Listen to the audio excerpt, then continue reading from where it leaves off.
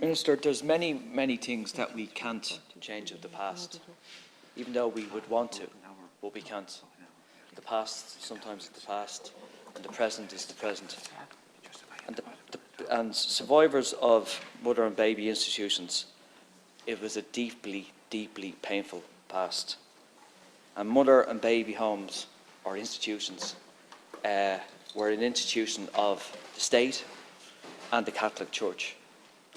And they were for fallen women, quote unquote, to be banished and to be punished for the crimes of having children out of wedlock.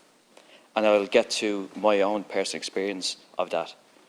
And Minister, there's many flaws with this scheme, particularly around the arbitrary nature of those that spent time in these institutions. I don't really understand why, if somebody had spent less than 6 months, there's not some sort of compensation or some sort of redress. I think it's slightly an insult. And I'm not blaming you personally, because you weren't to blame for the crimes of the past, but you can readdress the kind of the future. And the reason why I say I have personal, my mother gave evidence in the Commission of Investigation, and my mother spent a period of time in one of the institutions.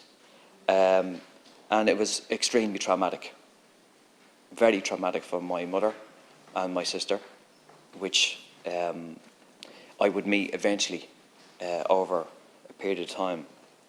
And my mother's account is quite harrowing.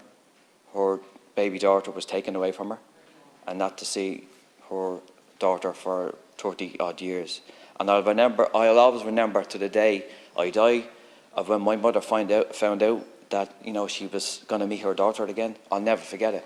I thought my mother was, well, she was crying and kind of joyous in one sense that eventually, you know, the daughter that was taken away from her, she was going to meet again. And it was a very painful time in all our lives.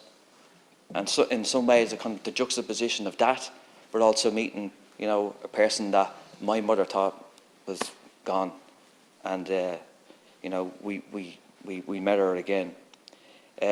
So, Minister, there's a lot to be said, you know, in relation to what has happened, you know, and there's so much pain out there in relation to what has happened.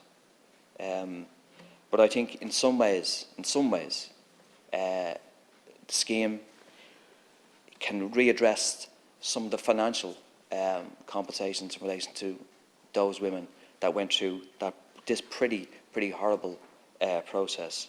And hopefully, the women that went through them institutions will have some sort of, I suppose, in their own minds, they were kind of recognised by the state the terrible wrongs that were done to them, the terrible wrongs that can't, in some ways, can't be reversed. But at least, you know, the state have said, you know, this was the terrible wrongs, and we'll try to make them right. Thanks.